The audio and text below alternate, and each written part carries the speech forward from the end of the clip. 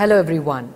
Welcome back to Sustainable Living with Shilpa Reddy, powered by Planet Green's Farm Natura, a new beginning to your life.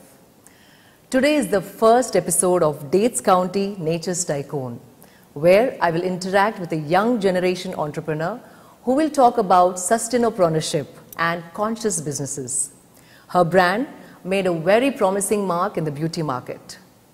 Let's welcome Megha Usher, the founder of Juicy Chemistry. Hi Megha. Welcome to Sustainable Living with Shilpa Reddy.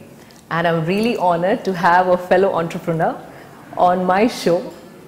Thank you so much, Shilpa. It's an absolute pleasure and thrilled to be here to have a chat with you. Likewise. So I learned about what you studied, from criminology to journalism, right. Working at a reputed media firm, to starting your clothing line, to now running a successful beauty brand. How did it all start and how was the transition? Well, to be honest, I thank my mom for making me, jack of all trades, right? Okay. And she made sure that I could actually master some of it. So I think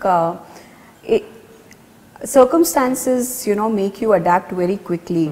So when I went to study criminology, the idea was very clear. I wanted to make a difference and, come back and specialize with prison architecture and do something with the government. But, what you aspire for sometimes is really difficult to actually materialize, especially when you're working in a country where, the thought processes are very different. I studied abroad, I didn't study here. So the way of workings, the way of operations were very different. So I thought journalism would be a good start to highlight some of the features of criminology and then maybe, pave my way through.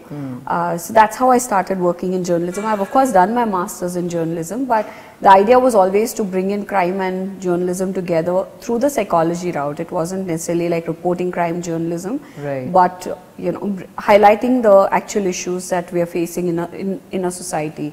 And it worked really well for a while. I was blessed with an excellent team, an excellent features editor who allowed me to be at my creative best. It's only when Pritesh and I, we've been together since the last 22 years, my husband, we met in high school. Okay. And high school sweethearts. Yes.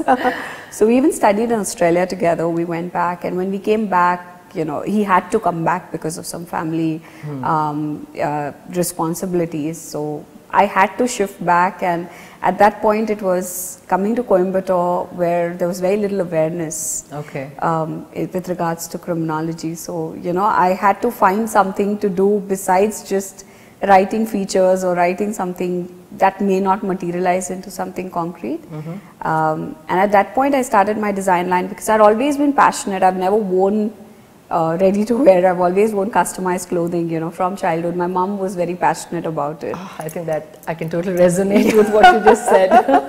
She was always like, I have to get something special done for her. So, so it came very naturally to me, and it seemed like a fantastic market in Coimbatore at that point. 13 years back, you didn't have a lot of Pret wear, and it became a fabulous opportunity to start something of my own in a new city. So that's how it started.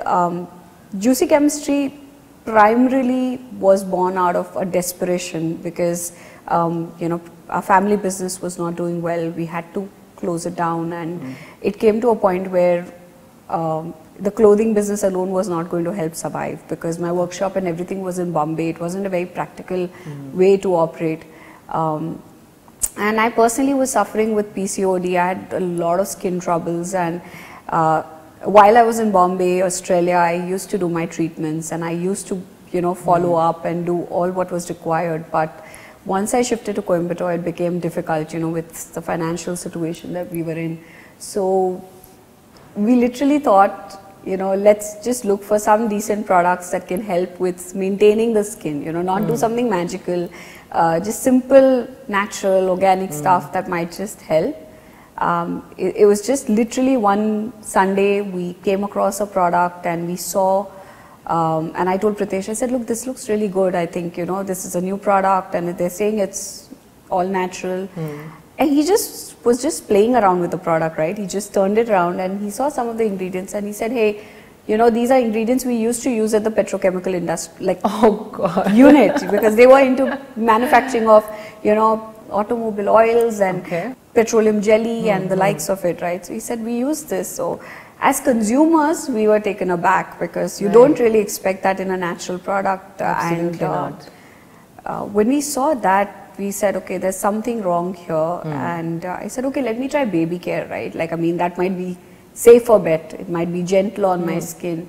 Again, we saw some of the ingredients, right? Wow. So it's only when we started talking to friends and family, we realized there was a huge gap and nobody really knew why these ingredients were there. And I mean, of course, you know, at a later stage, you understand from a formulation point of view why a particular ingredient might be used. But as consumers, it didn't feel right.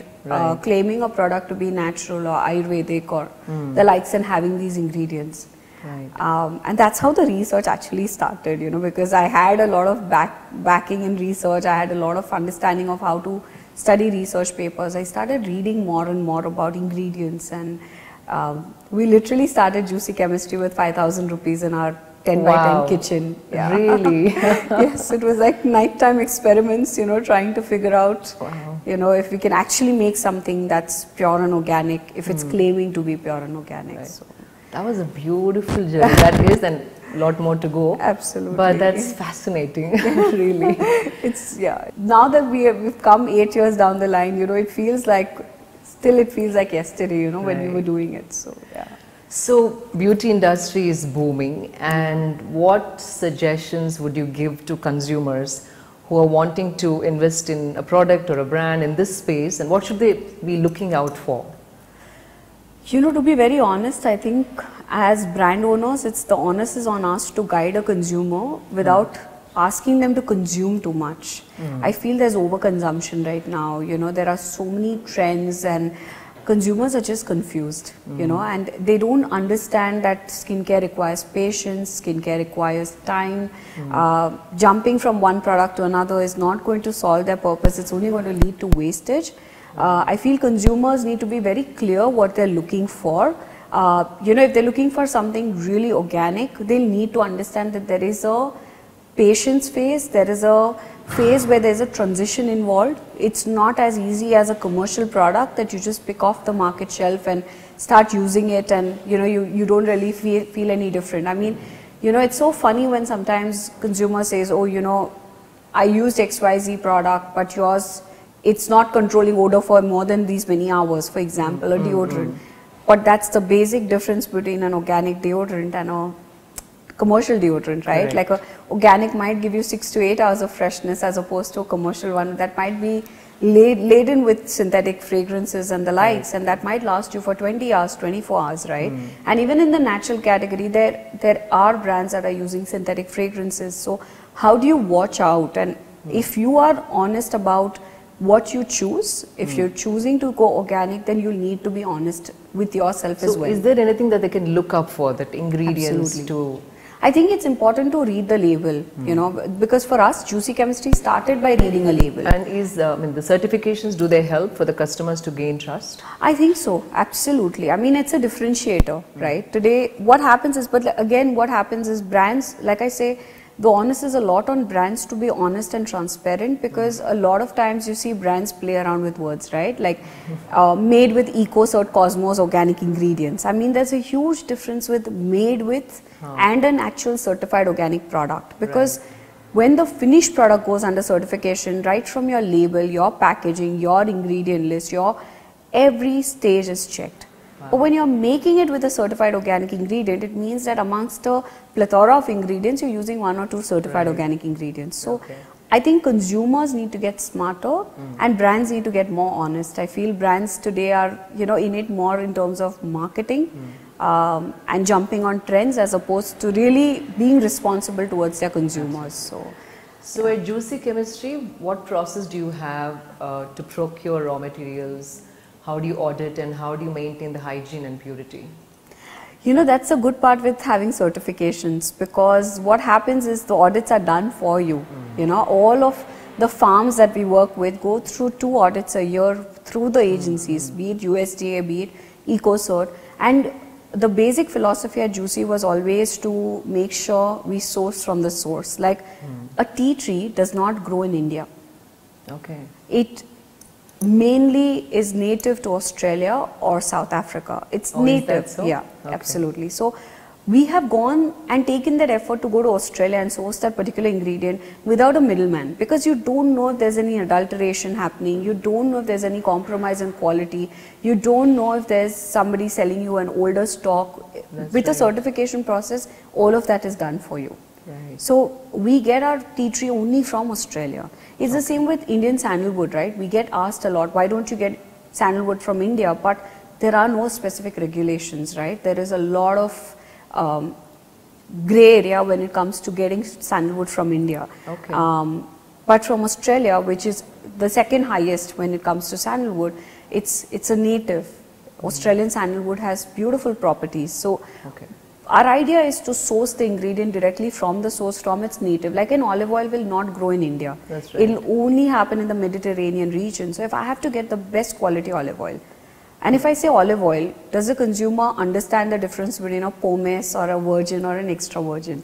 I mean, what do I want to give my consumer? Which is the best quality for them? Okay. These kind of differentiations is what we at Juicy Chemistry have strived to do to ensure that you get the best quality. I mean, if you see a pomace grade, that's mainly used for massages because it's processed in a different format. So we get from award-winning farms in Spain. We directly work with the farmers and we get the ingredients. That's wonderful. So yeah, that's how the ingredient journey has been. And because for us, there's no dependency on any other ingredient. Right. You know, we can't get you a lab-made ingredient and say, you know, 2% of this particular ingredient is going to give you this XYZ performance. Yeah. For us, it's depending on the natural benefits, and if the nutrient profile of that ingredient is phenomenal, it's going to transfer on application. Okay.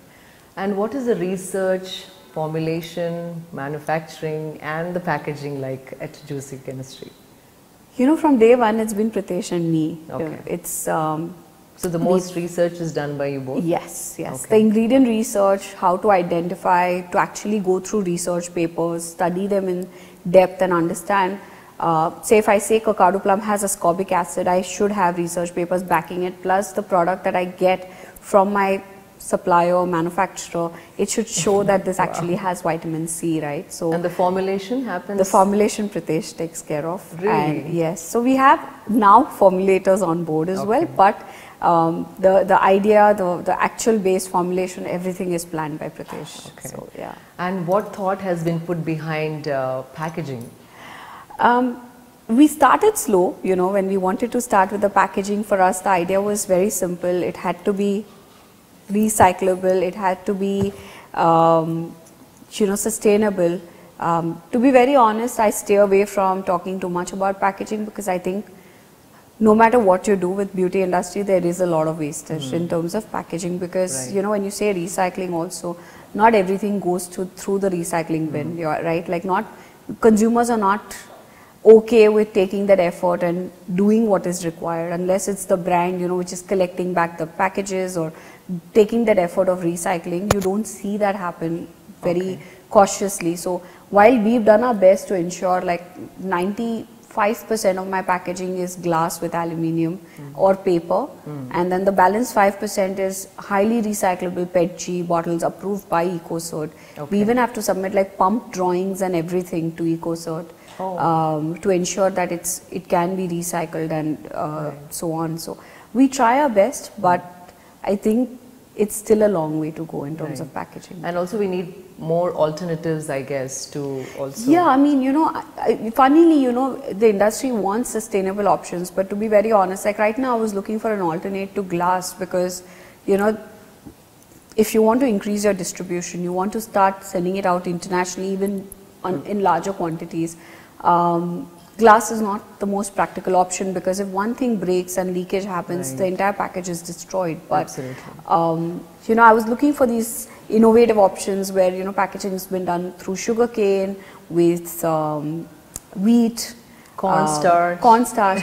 You know, it's so expensive. It's 3x the cost of glass. Wow. And even if you go through like post-consumer recyclable plastic, the cost is really high. And then again, there are like, you know, so many underlying words that you need to see in the certificate of analysis, you know, like it's 30% PCR and 70% PETG. So is it 100%? Is it 70%? The price points are so different, and it's so difficult to make that change, because, you know, you want to try and bring about that change, but when you do a price change to tell your consumer that you've done it because of this, they're not happy They're to not pay. willing to pay. They don't want to pay that. Right. Like my paper tubes, you know, I've tried with the push deodorant. We wanted to do like a twist.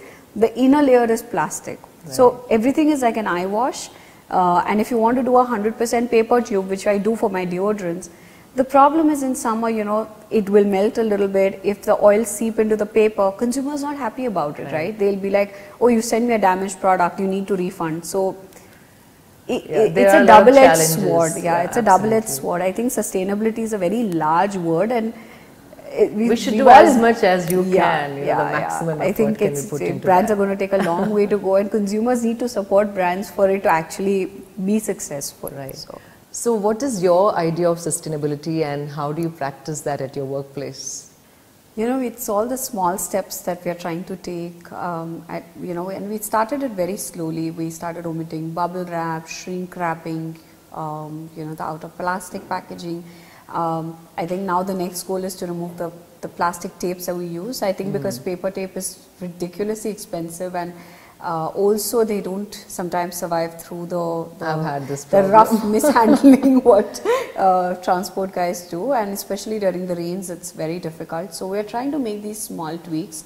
I keep telling the team, you know, it's about how you personally want to make that effort. So usage of paper is reduced. We use a lot of, you know, recyclable paper, a lot of recyclable printing work that we try to do, even if you want to do with the outer box and so on. Personally, you know, I've tried to omit like leather from my life, and you know, changed into clothing that's just 100% like cotton or linens and the likes. Fibers, the natural fibers. And you try to do your best, and then, you know, every other day you see like this one big awareness article that, do you know how much liters of water it takes to do this and that. So we're just trying to really do baby steps. I think just telling the team also to make basic shifts, like bringing your own water bottle and you know, trying to literally, trust me, just not order food from outside.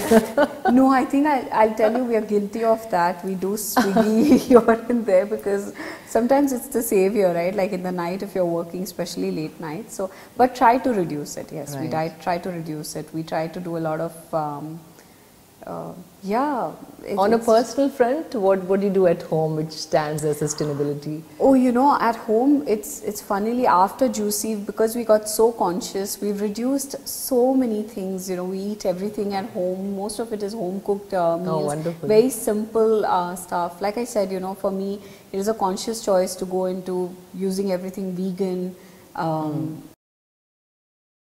trying to consume less. I'm somebody who doesn't like to shop, hoard. And I'm consciously trying to put that across, you know, with family members as well, on how to live a more sustainable life. But I think when you try to preach too much, it doesn't work. I think when you make those small changes, everybody around you notices it. Absolutely. I think I've gone too much into, you know, supporting craftsmen and, you know, trying to go down that route where I can really make a difference to somebody's life. Fabulous. And, so it's very small. Like I said, it's really small. But even like in office, you know, when you talk about cleaning liquids and all, we've gotten more to do with neem oil. You know, we use only those. We use a lot of baking soda and lemon and. I will probably send you a sample kit from Vedas. We acquired this brand. Oh wow! Which is all natural. Oh, fabulous. Using essential oils, so probably I'll send you that. You can try it for your office. Would be great, you know, because I mean, even EcoCert asks you to comply to that. You can't use, you can't use industrial detergents. Oh, that's wonderful. And so on. So that's what I tell everybody. It's not just the product certification. With EcoCert, you have a lot of other responsibilities, and that's what makes us more special. You know, I didn't know this. This is fabulous. Yeah, they're very conscious about what kind of detergents they use, liquids they use, and up until like before the pandemic, I think they had like physical inspections happening. Their team would come in from France or Singapore or wherever they're sitting out of, and do an audit twice a year. So wow, yeah. this is fab. Yeah. So how are the investors looking at impact-based businesses, and do you think D2C brands are attracting a lot more investors like never before? There's definitely a wave. You know, I don't follow much in terms of what the trends are, but I do feel that there is a huge interest. But I think you also need to be a differentiator. You can't just be doing the same thing and getting, you know, wanting an investment. And I think what happens is today investors want to also see more of how the founders operate. It's not just about the brand, it's about the founders as well. The onus comes down to them, how they are, you know, how they've built this brand. I think that's a very big point that I personally noticed during the fundraise. We've been very fortunate to be a part, you know, have investors that are very patient, that want us to grow in a sustainable manner.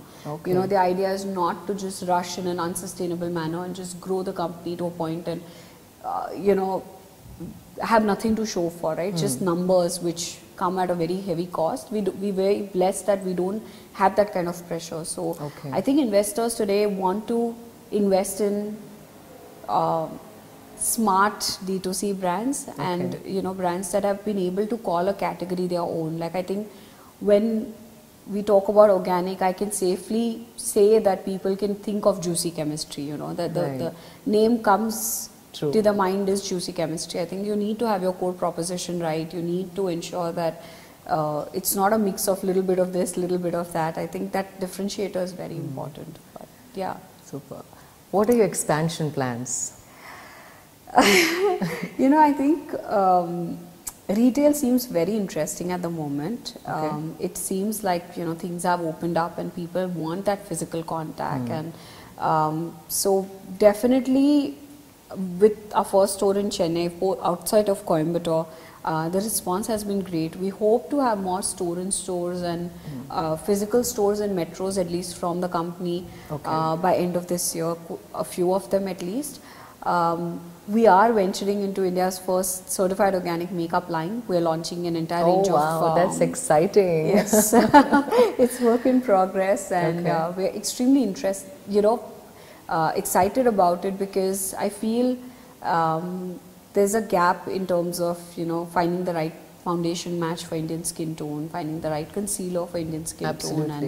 And we've worked with a makeup consultant to get the right shades, you know, because I always used to wonder, whenever somebody came to dress me up, you know, they would use like a blend of 2 or 3 international shades and try to get the shade right. And when I'd say, why can't you use any other product? And they're like, nee, shade mil nahi raha hai, you know, like I can't find the right shade. And I think there is a gap, and with the kind of awareness people have for using ingredients that are skin loving, it just made sense to blend in skincare with makeup, not replace skincare, but at least, you know, people who want to enjoy makeup once in a while don't really need to worry about it clogging their pores or it causing any long-term damage or any of that, right? Because it needs to feel comfortable on the skin, and especially in tropical climate. Yes, and I like to say, like, it's makeup for dummies, right? Like for me, somebody like me, I don't know anything about makeup. Like literally, I'm colorblind. Like I need somebody to match my foundation, and I'm super clumsy. I can't do makeup. Like for me, makeup all these years has been just a kajal and a light lipstick or something like that. So I want it to be effortless. I want it to be something they can just put on and feel comfortable if they have a meeting, you know, just 5 minutes. And so that's the idea with the makeup line, and it's going to be called Color Chemistry. So I'm really excited to, it's going to come this year. So that's the big plan with Juicy, and create a larger market share in the organic. So what do you think is the connection between ecology and economy? Again, I think it will be a lot to do with what I said in terms of sustainability, right? I think it's a cycle, and you'll have to ride through it, and you'll have to understand how you can make a better impact as far as your company is concerned.